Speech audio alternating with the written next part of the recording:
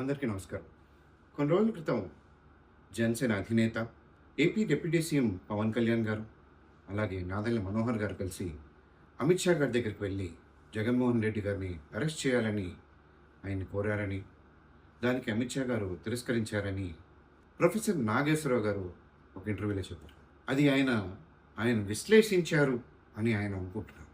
అంటే వీళ్ళ ముగ్గురు మీటింగ్ జరిగినప్పుడు ఆయన ఏదో పక్కనే ఉండి విన్నట్టు, లేదా ఈ ముగ్గురులో ఒకరు వచ్చి ఆయనకు చెప్పినట్టు ఆయన అంత కాన్ఫిడెంట్గా చెప్పారు. దానికి ప్రూఫ్ లేకుండా ఆయన విశ్లేషించడం అనేది మొదట తప్పు. అది ఎలాగో ఆంధ్రాకి సంబంధించిన విషయం. నేను తెలంగాణ నుంచి మాట్లాడతాను. ఆబ్వియస్లీ జనసేన అధినేత పవన్ కళ్యాణ్ గారికి ఎంతోమంది ఫ్యాన్స్ ఉన్నారు. అలాగే జన సైనికులు, ఆయన్ని నమ్ముకున్న లీడర్స్, జన సైనికులు, కార్యకర్తలు చాలామంది ఉన్నారు. ఇలా అబద్ధపు ప్రచారాలు చేస్తే వాళ్ళు ఎలా చూస్తూ ఊరుకుంటారు? ఆబ్వియస్లీ ఈయన తప్పుగా మాట్లాడుతున్నారని ఆయన మీద కేసు పెట్టారు. కానీ దానికి కూడా పవన్ కళ్యాణ్ గారు ఎందుకు అవన్నీ కేసులు, అరెస్టులు, ఆయన వదిలేయండి అన్నారు. మొన్న ఎవరో ఏపీ పోలీసులు వచ్చి ఇక్కడ అరెస్ట్ చేయడానికి వస్తున్నారన్న ఒక తప్పుడు ప్రచారం చేయడం మొదలుపెట్టారు.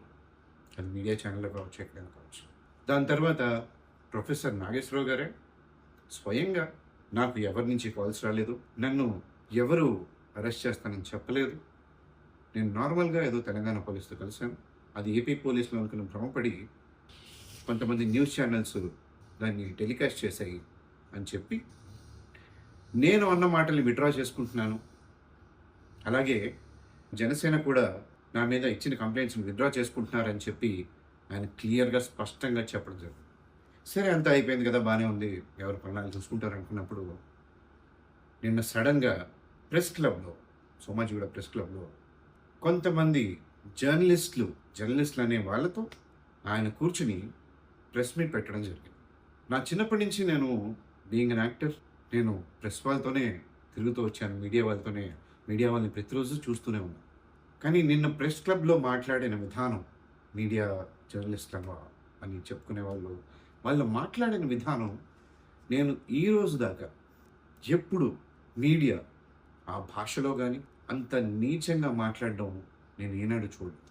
సరే, నిన్న వచ్చిన వాళ్ళందరూ చాలామంది చాలానే మాట్లాడారు. ఒక్కొక్కరికి ఇప్పుడు నేను సమాధానం ఇస్తాను. నిన్న ప్రెస్ మీట్లో చాలామంది మాట్లాడారు. కానీ మొదటిగా విమలక్క గారు అడిగిన ప్రశ్నలకు నేను సమాధానం చెప్పాలనుకుంటున్నాను. ఎందుకంటే ఆవిడ అడిగిన ప్రశ్నల్లో కోపం కంటే బాధ ఎక్కువ కనిపించింది. మలిదశ తెలంగాణ ఉద్యమంలో ఆర్ట్స్ కాలేజ్ సాక్షిగా ఒక పెద్ద యువగర్జన జరిగింది. అందులో ఆ సభలో ప్రజారాజ్యం పార్టీ, నవ తెలంగాణ పార్టీ, ఇలా ఇతరులు చాలామంది ఉండగా మొదట సపోర్ట్ చేసిన పవన్ కళ్యాణ్ గారని మీరే చెప్పారు. మరి ఇప్పుడు తెలంగాణ ప్రజల మీద ప్రేమ తగ్గిందా, తెలంగాణ మీద ప్రేమ తగ్గిందా అని మీరు అడిగిన ప్రశ్న నాకు చాలా బాధ కలిగించింది. అది నిజం కాదని మీకు కూడా తెలుసు. ఎందుకంటే జనసేన పార్టీ తెలంగాణ ఉద్యమ స్ఫూర్తితో పుట్టిన పార్టీ అని జనసేన అధినేత పవన్ కళ్యాణ్ గారికి ఎప్పుడు చెప్తూనే ఉంటారు. అలాగే తెలంగాణ ప్రజల గురించి, తెలంగాణ గురించి ఎప్పుడూ ఆలోచిస్తూనే ఉంటారు. అంతెందుకు, మీరు ప్రతి ఏటా బహుజన బతుకమ్మ అని ఏదో ఒక విషయం మీద స్పందిస్తూ ఒక వీడియో చేస్తూ ఉంటారు. అలాగే ఒక ఏటా యురేనియం తవ్వకాలపై మీరు చేసిన వీడియోకి ఫస్ట్ ట్వీట్ పవన్ కళ్యాణ్ గారు వేశారు. ఆ విషయం మీకు కూడా తెలుసు.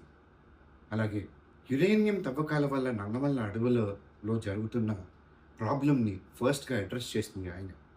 అప్పుడు ఉన్న గవర్నమెంట్ని, అలాగే పలు పార్టీల అధినేతల్ని అందరినీ ఒక రౌండ్ టేబుల్ సమావేశాలను కూర్చోబెట్టి ఆ యురేనియం తవ్వకాల సమస్యని ఒక కొలికి తీసుకొచ్చారు. ఇంకా అలా చెప్పుకుంటూ పోతే మొన్న వరదలకి ఆయన 1 crore ప్రజలకి డొనేట్ చేశారు. మొన్న కొండగట్టు అంజన్న దేవాలయం కోసం ఆయన 35 కోట్లు టీటీడీ ద్వారా ఇప్పించారు. ఇలా చెప్పుకుంటూ పోతే ఎన్నో ఉన్నాయి. ఆయన తెలంగాణ మీద ఉన్న ప్రేమని మేమైతే కొలవలేం. ఇదే నేను మీకు చెప్పాలనుకుంది. నేను మీరు మాట్లాడుతున్న విధానంలోనే మీరు ఎక్కడో కొంచెం అన్కంఫర్టబుల్గా ఉన్నారు అని అర్థమవుతుంది.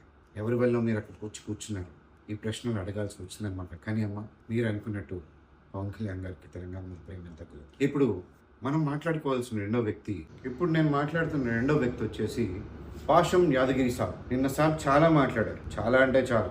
ఈయనను చూసి నిజంగా ఈయన ఒక జర్నలిస్టా అనే ఆలోచన నాకు కలిగింది. సరే, ఆయన మాట్లాడే మాటల్లోకి వస్తే పవన్ కళ్యాణ్కి తెలంగాణ గురించి మాట్లాడే అర్హత లేదు. అవునా సార్? ఎందుకట్లా? సరే, ఈ మాట మీరే అన్నారు కదా అర్హత లేదని. మరి కరెక్ట్గా 5 సంవత్సరాల క్రితం తెలంగాణ ప్రజల్ని ఆంధ్ర ప్రజల్ని కలిపే వారధి పవన్ కళ్యాణే అని మీ నోట నుంచి మీరు మాట్లాడలేదా? గుర్తొచ్చిందా లేదా?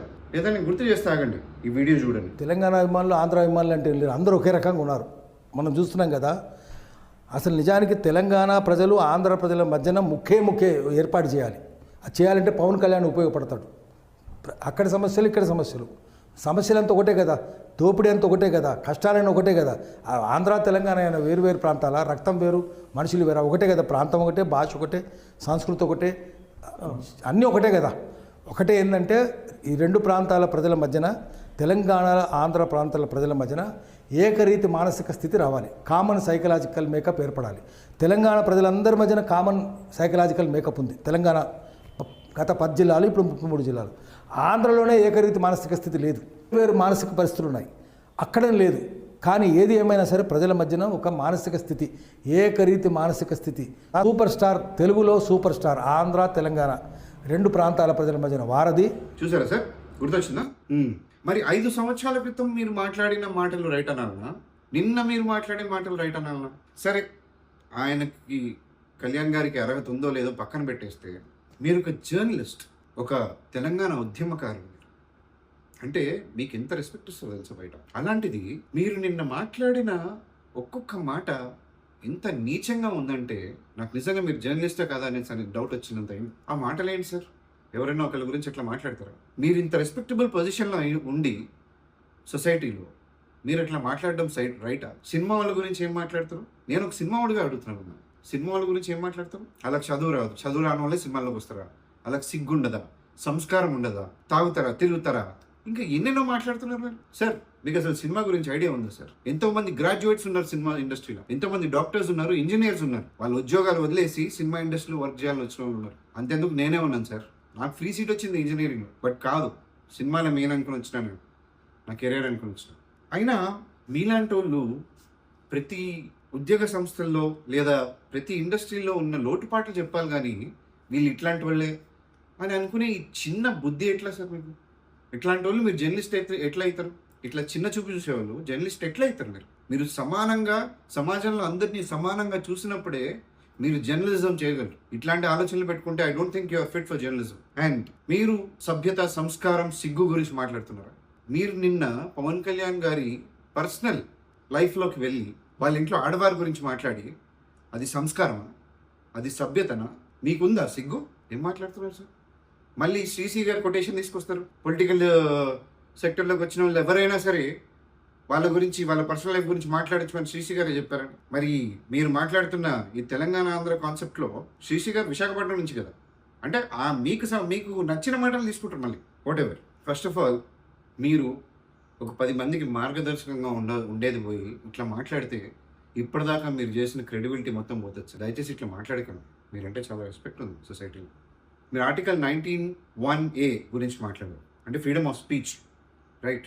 ఫ్రీడమ్ ఆఫ్ స్పీచ్ అందరికీ ఉంటుంది. మరి అదేవిధంగా మిగతా వాళ్ళు కూడా మాట్లాడుతుంటే మీకు నొప్పి ఎందుకు అవుతుంది? మీరు మాట్లాడిన విధానం ప్రకారం చూస్తే మిగతా వాళ్ళు చాలా పద్ధతిగా మాట్లాడినట్టు, చాలా పద్ధతిగా అడ్రస్ చేసినట్టు. ఇంకొకటి, నిన్న మీరు సడన్గా ఎందుకు ఏడని నుంచి వచ్చిందో అర్థం కాలేదు. అసలు పాయింట్ ఏడ మొదలైంది, ఆయన విశ్లేషణ దగ్గర మొదలైంది. దానికి ఆంధ్ర తెలంగాణ అనే ఈ టాపిక్ ఎందుకు వచ్చిందో నాకు ఈ రోజుకి అర్థం కాలేదు, ఇప్పటికీ అర్థం కావట్లేదు. ఒకప్పుడు ఎందుకు నిన్న మీరు ఎన్టీఆర్ గారి స్టాచ్యూ గురించి మాట్లాడారు, ఆయన అట్లా, ఆయన ఇట్లా, ఎన్టీఆర్ అట్లా ఇట్లా అని మాట్లాడారు. మీకు ఇంకొక వీడియో చూపిస్తా సార్, మీకు మళ్ళీ గుర్తొస్తుంది. మీరే గుక్క తిప్పుకోకుండా 3 నుంచి 4 నిమిషాల వరకు ఎన్టీఆర్ గారిని పొగుడుతూనే ఉన్నారు. ఆయన తెలంగాణకి ఎంత చేసిండు, తెలంగాణ ప్రజలకు ఎంత చేసిండు అని. చూడండి వీడియో. ఎన్టీఆర్ వచ్చినాడు, ఎన్టీఆర్ చాలా మంచి పనులు చేసినాడు కదా. ఎన్టీఆర్ నటుడే, ఇంతకంటే పెద్ద వయసులో వచ్చినాడు. వచ్చి ఏ రాజకీయ నాయకులు చేయని పని చేసినాడు. కానీ ఆయన బీసీలకు రక్షణలు ఇచ్చినాడు. మనం ఆయనే కదా ఇచ్చింది. స్త్రీలకు రిజర్వేషన్లు ఇచ్చినాడు. పటేల్ పట్వారీ వ్యవస్థ రద్దు చేసినాడు. తెలంగాణలో సమితులు రద్దు చేసి మండలాలు పెట్టినాడు. ఇంటికి ప్రజల వద్దకే పరిపాలన అన్నాడు. ప్రజలు సింగిల్ విండో చేసినాడు.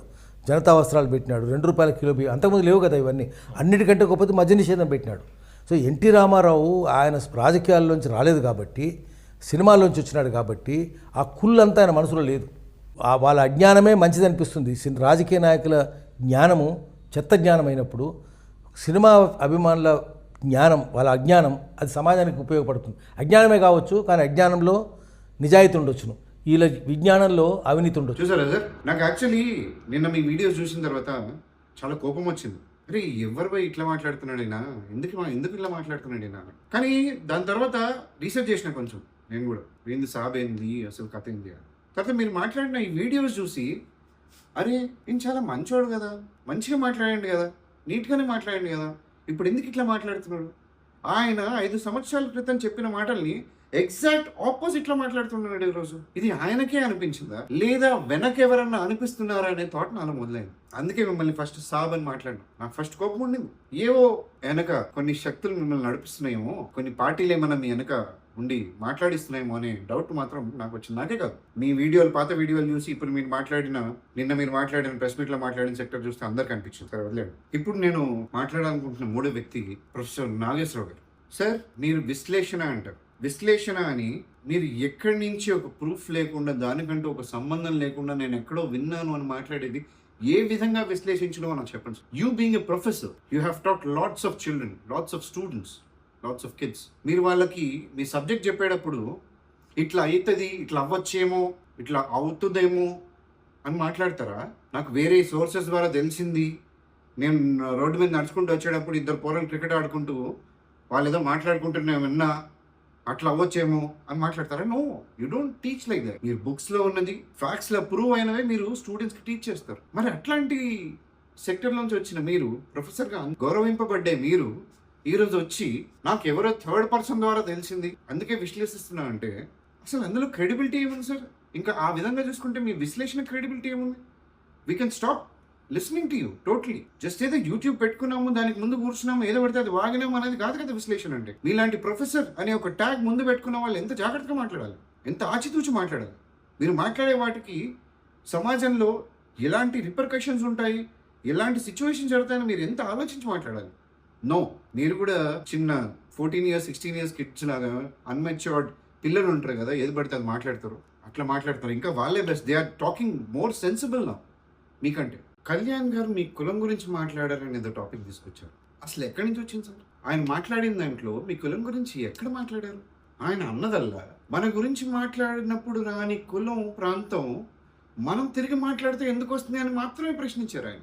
సడన్గా ఏదో నా కులం గురించి మాట్లాడేసారండి అనే టాపిక్లో స్టార్ట్ చేశారు. That is very wrong. అంటే మీరు వినడంలో చాలా ప్రాబ్లం ఉంది మీకు, లేదా మీరు దాన్ని ఎక్స్ప్రెస్ చేయడంలో చాలా ప్రాబ్లం ఉంది మీకు. ఈ రెండు మీకు చేత కావట్లేదేమో అనిపిస్తుంది నాకు. చివరికి నిన్న అంతమంది అన్ని చెత్తగా మాట్లాడి, అంత తప్పుగా మాట్లాడుతుంటే లాస్ట్లో లేచి మీరు నవ్వుతూ ఏమంటారు?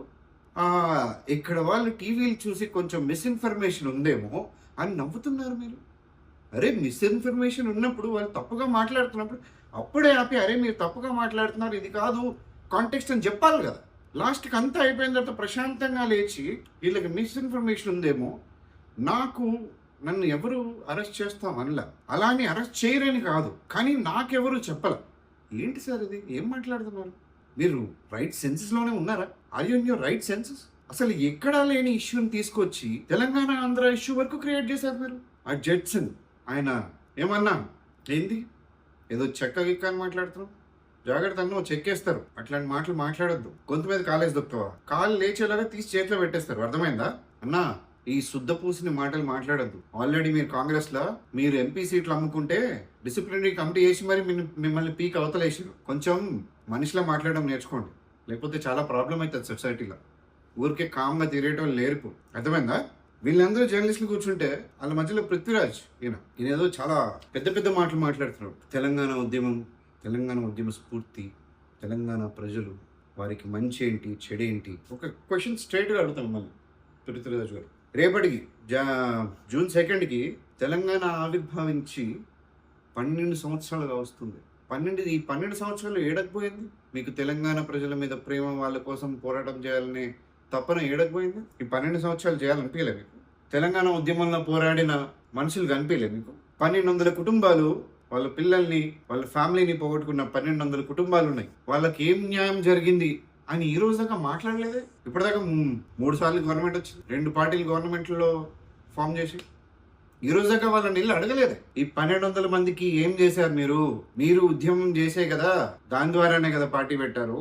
మరి అందులో ఈ 1200 మంది త్యాగం చేసిన ఈ 1200 మంది ఫ్యామిలీని వాళ్ళకి మీరు ఎమ్మెల్యే సీట్ ఇచ్చినారా, ఎంపీ సీట్ ఇచ్చినారా, లేదా ఎమ్మెల్సీ ఇచ్చినారా, లేదా మీ పార్టీలో వాళ్ళకి ప్రైమ్ పొజిషన్స్ ఇచ్చారా, లేదా వాళ్ళ ఫ్యామిలీని సెటిల్ చేశారా, వాళ్ళకంటూ ఓ దారి చూపించారా, వాళ్ళకంటూ ఓ ఫైనాన్షియల్ స్టెబిలిటీ ఇచ్చారా, వాళ్ళ ఫ్యామిలీస్కి కంటిన్యూస్గా ఉద్యోగాలు ఇప్పించే ఒక సెక్టర్ని ఏమన్నా ఏర్పాటు చేశారా అని మాట్లాడలేదు. కొన్ని కోట్ల మంది ప్రజలు ముందుకొచ్చి చేసిన ఉద్యమం, వారి గురించి ఈ 12 సంవత్సరాలు మీకు గుర్తురాలేదు.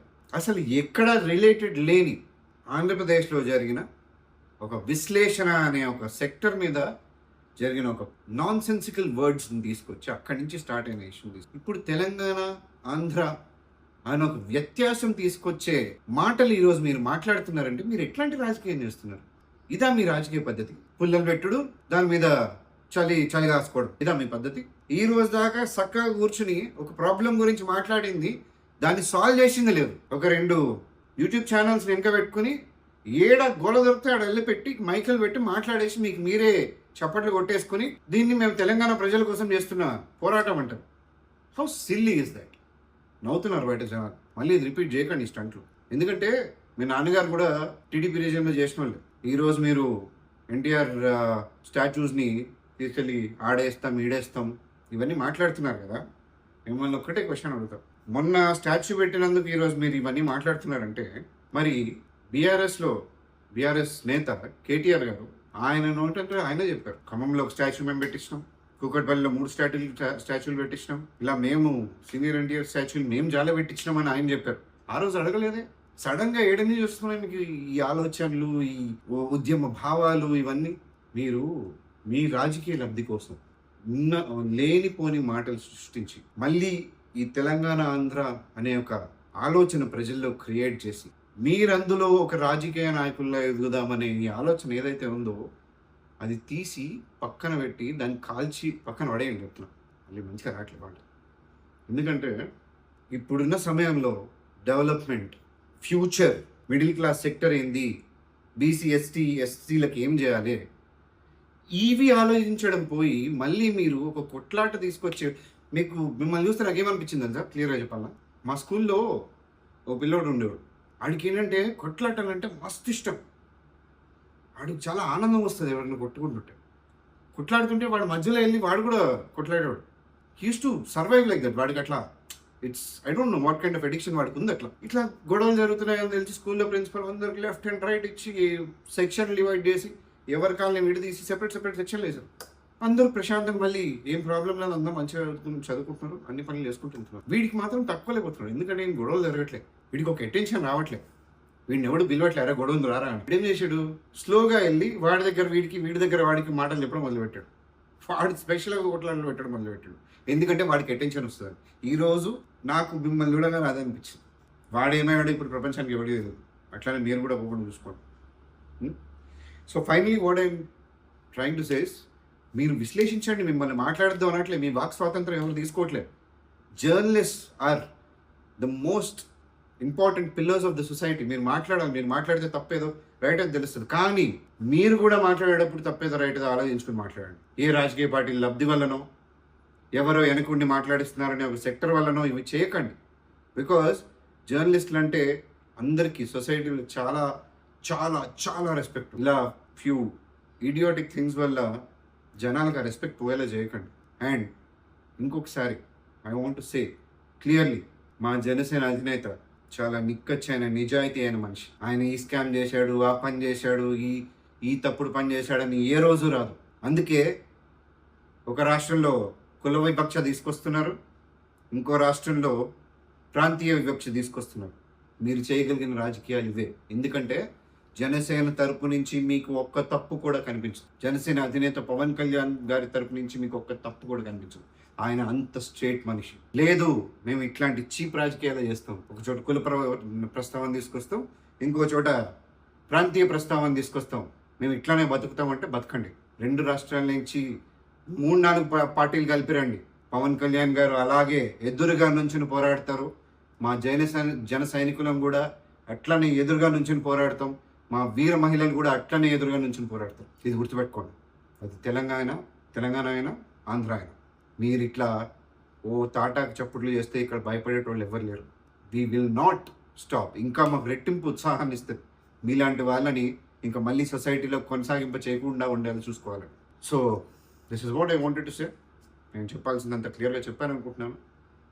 నేను చెప్పింది మీకు కూడా అర్థమైంది అనుకుంటున్నాను. ప్రజలు ఇలాంటి భ్రమలో పడకండి. తప్పు జరుగుతున్నప్పుడు మీరు కూడా ఇది తప్పని డైరెక్ట్గా చెప్పండి, అది ఎవరైనా సరే. జై జనసేన, జై తెలంగాణ, జై హింద్.